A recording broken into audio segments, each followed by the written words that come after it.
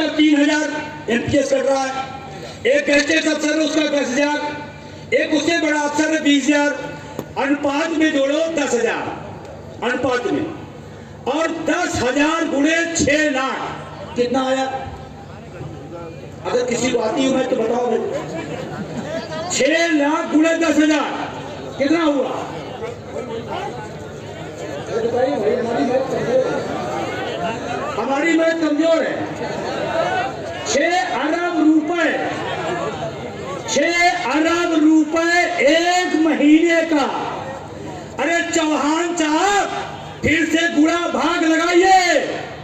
6 अरब रुपए आपके एमपी का, आपका और आपके कर्मचारियों का पैसा ये चोर कंपनियां ले जा रही हैं।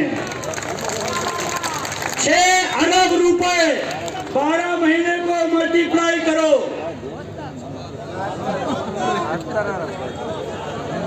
72 अरब रुपए सालाना पैसा ये चोर कंपनियां ले जा रही हैं। आपको क्या मिल रहा है? चुनावी चंदा।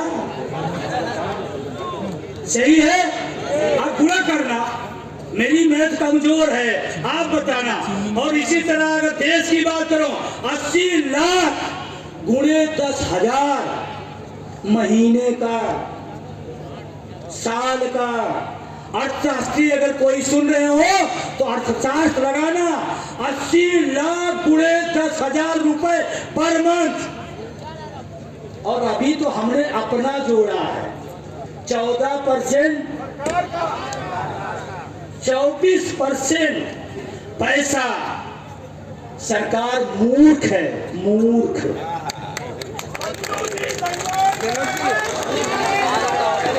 दो में एक चीज है, या तो ये बेईमान है या तो ये मूर्ख है। मूर्ख इस तरह कि आपका पैसा लूटा जा रहा है और आप मूर्खता कर रहे हो, और बेईमान इसलिए कि हमारा और अपना पैसा उधर से दे रहे हो और चुनावी चंदा उधर से। ये बात मैं जिम्मेदारी से कह रहा हूं। चुनावी बांड समझते हो? 1,000 कोई अगर पार्टी में देगा उसका नाम बताया जाएगा, 2,000 देगा नाम बताया जाएगा, 10,000 तक दे दे नाम बताया, 10,000 के ऊपर कौन देगा नाम नहीं बताया जाएगा। ये चुनावी बांड है, चुनावी बांड। तो चंदा और क्या लिखेंगे? हमारा पार्टी का इतना चंदा हुआ, इतना ज्ञात, 10% ज्ञात, 90% अज्ञात। ये एनपीएस का पैसा है, अज्ञात करा रहे हो। मैं आपसे कह रहा हूं, ये अज्ञात उसी को दिखा रहे हो, और इसीलिए दर्द हो रहा है, इसीलिए टेंशन हो रहा है कि अगर एनपीएस बंद हो गया तो अज्ञात स्रोत बंद हो जाएगा। समझ रहे हैं? अज्ञात स्रोत बंद हो जाएगा।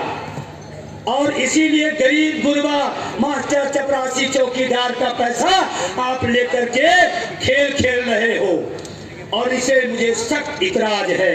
अगर चपरासी का इनकम टैक्स ज्ञात होगा, अगर कलर का इनकम टैक्स ज्ञात होगा, अगर देने वाले का इनकम ज्ञात होगा, तो राजनीतिक पार्टियों का चंदा अज्ञात क्यों? अब आप कहोगे मैं तो गलत दिशा में जा रहा हूं। नहीं, मैं आपको बता रहा हूं, क्योंकि मेरा जो पैसा जा रहा है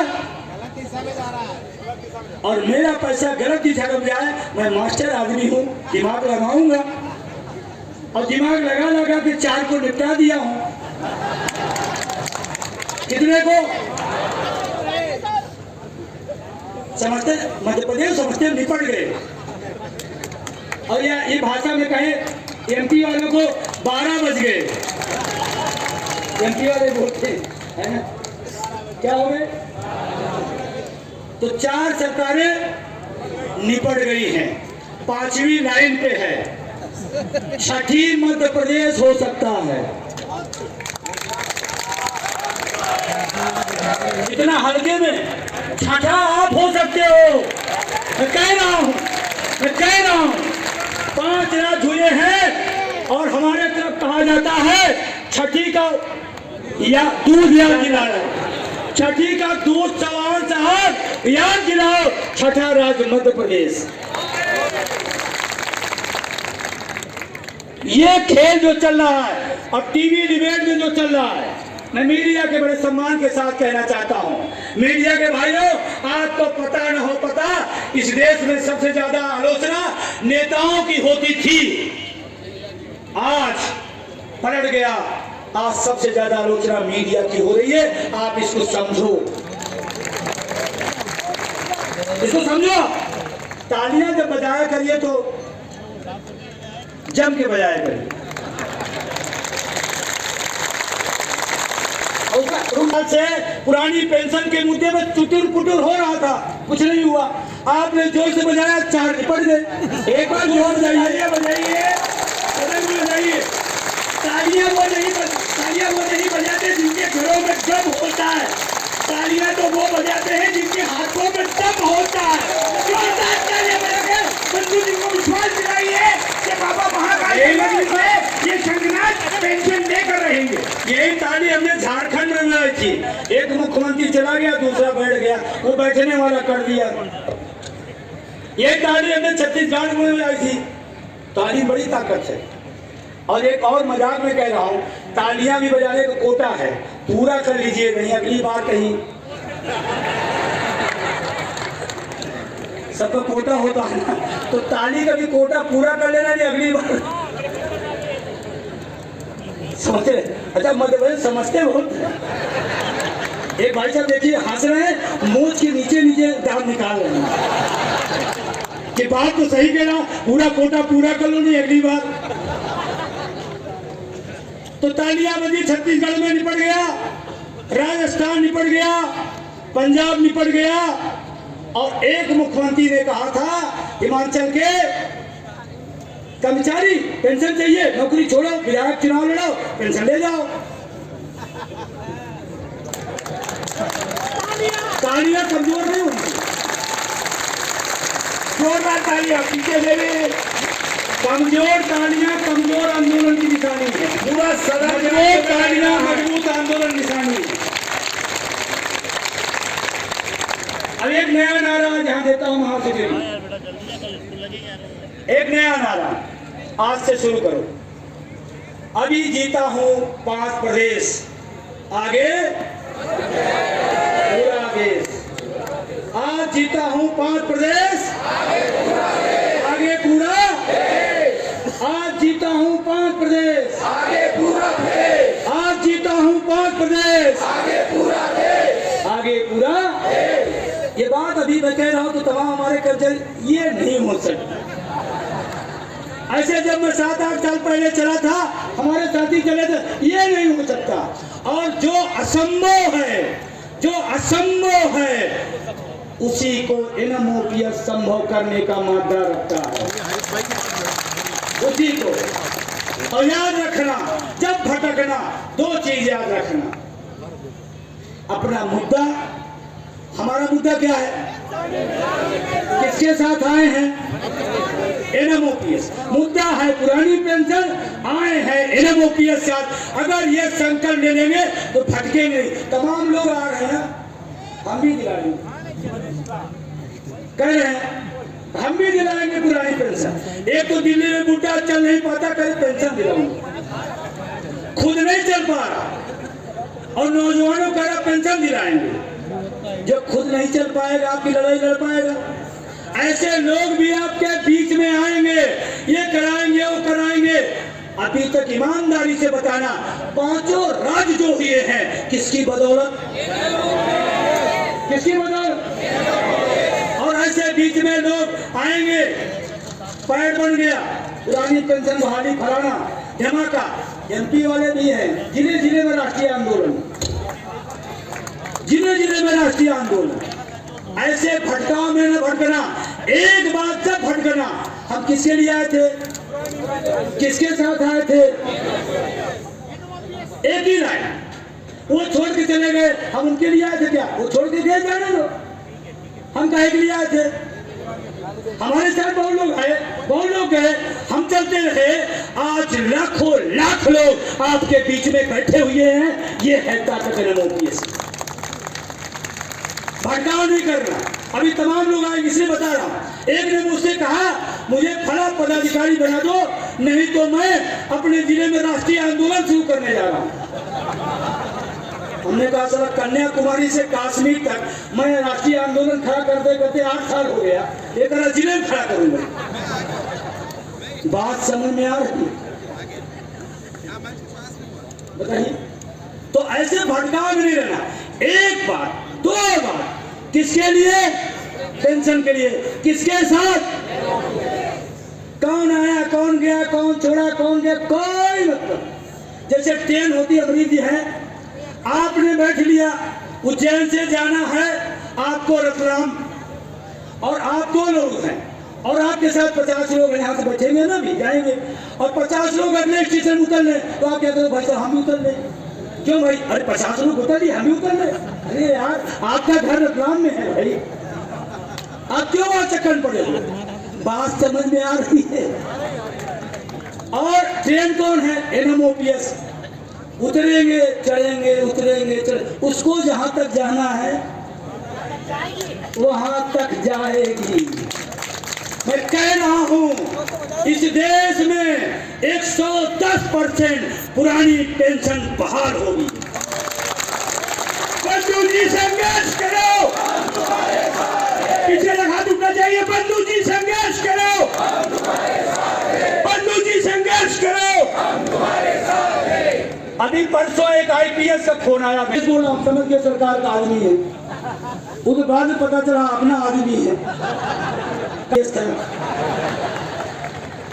उसने कहा भाई साहब मैं लड़ नहीं सकता, ये तो धन बनाओ शिक्षकों का जिसके दम पर IPS भी पेंशन पाएगा। कहा धन बनाओ, तो हमने कहा भाई साहब आप सही से बताना हमारी तरफ की सरकार कब? कहे बुढ़ापा आपकी तरफ कटेगा। समझ रहे हैं मेरी बात को? समझ रहे हैं? तो अब IAS, IPS, इंटेलिजेंट सारी विभाग के सारे लोग आपके साथ आ रहे हैं, और तमाम लोग ऐसे हैं जो कह रहे हैं अब हो जाएगा। और फाइनल कहाँ होगा? दिल्ली में। क्या MP वाले दिल्ली आएंगे? आएंगे। दिल्ली आएंगे? आएंगे। अकेले नहीं, जैसे हम आपके यहाँ आए, परिवार सहित आएंगे बंधु जी। जैसे हम आपके यहाँ, हमारी बीवी भी आई है, बच्चे भी आए हैं, बच्चे की मौसी भी आई है, मेरी बहन भी आई है। बहुत बढ़िया, ऐसे ही आपको भोपाल और दिल्ली आना। अच्छा तो पेंशन जब मिलेगी पति नहीं खाएगा क्या उसमें? अच्छा बच्चा नहीं मौज लेगा क्या? तो लड़ाई अकेले क्यों? पसीना अकेले क्यों? सब लोग कहो सही है। आइए फार्मूला मान लेना, भोपाल बीवी बच्चे सही, और अगर ससुर हो, सड़वाइन हो, साली हो, सरहद हो, उसे कह के लाना भोपाल चलना, मेरी पेंशन जब बहाल होगी तुम्हें गिफ्ट देंगे। और हिंदुस्तान का आदमी गिफ्ट पर कहता चलो जहाँ चले, सही है ना? और ये पेंशन का दे देंगे, क्या दिक्कत है? परमान जी, अगर आप अपनी साली को एक पेंशन का टिकट दे दें क्या दिक्कत है? आप तो वैसे भी देते हैं, हम जानते हैं। तो ये बात मैं आपको हंसी बिसरे कह रहा हूँ कि आप टेंशन ना लो। विजन बता रहा हूँ, लेकिन टेंशन लेस। टेंशन लेने को नहीं है, टेंशन लेने को नहीं, और क्या लेने को? बात समझ में आ रही? आप अपने रिश्तेदार नातेदार सबको बोला अरे पेंशन मिल जाएगी, 1000 2000 4000 10000, क्या दिक्कत है? सो सबको बुलाना। और इसके कारण बता दूं, राष्ट्रीय आंदोलन है, राष्ट्रीय आंदोलन करना है, जन आंदोलन बनाना है। जानते क्यों? क्योंकि हमारे आपके खिलाफ सरकारें कह रही है ये मास्टर 60,000 रुपए पाता पेंशन मांग रहा है, हम तुमको नौकरी, हमने मना किया उसको नौकरी देने के लिए। क्या तुम दो ना, तुम्हारी काम है। 60,000 तनख्वाह पाता पेंशन भी मांग रहा, उससे बताओ तुम भी तैयारी करते हो, तुम भी सरकारी नौकरी चाहते हो, तुम्हारी हम लड़ाई लड़ रहे, तुम उधर नहीं इधर खड़े हो, हमारा साथ दो। ये जो लड़के नौकरियों की तैयारी कर रहे हैं, मैं उनका भी आह्वान करता हूँ, नौकरी करोगे पेंशन से बाहर रहोगे। हम लड़ाई किसकी लड़ रहे हैं? तुम्हारी भी लड़ रहे हैं। इधर आओ, नौकरी करने वाले को भी और नौकरी की तैयारी करने वाले को भी और उन माँ बाप को भी जिनका सपना है मेरा बेटा नौकरी करे, वो भी इस लड़ाई में साथ दें। और अगर आपको नहीं लगता मेरी बात सच है तो मैं आपसे एक सवाल पूछता हूं, अपनी नौकरी को 1 मिनट किनारे करो, अपनी सामाजिक, राजनीतिक, आर्थिक सारी हैसियत नापो, नौकरी को हटा के कुछ भी नहीं।